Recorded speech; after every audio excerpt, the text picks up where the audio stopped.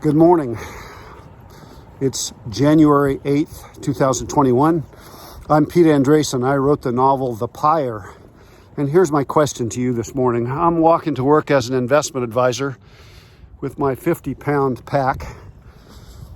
Can you walk 3 miles, really, with a 50-pound pack? Because that's what a lot of people are going to have to do. And we already know that if there's an earthquake such as the one that occurs in the Pyre. Recently, we've had riots in Washington, D.C. People are all wired up. But basically, what people forget is that during a real emergency, such as an earthquake, such as we know will happen here in Salinas,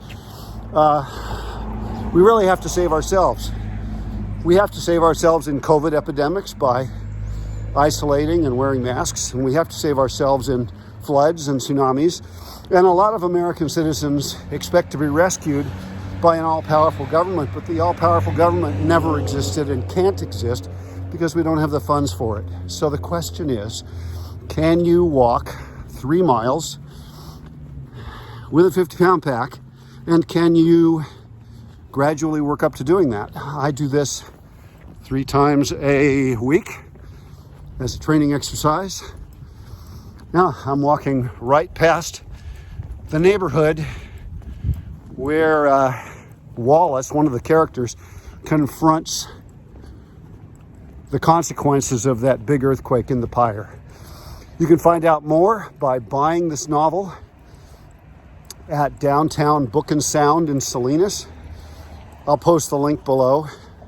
The big thing is, people talk about, oh, Amazon's taking over the world, and oh, I wish we still had bookstores. Well, we do have a bookstore. We have one in Salinas called Downtown Book and Sound. For the first 2 months, the novel's only going to be available there. If you want to see a relatively realistic look at how the United States could come apart after a big earthquake, check out Downtown Book and Sound.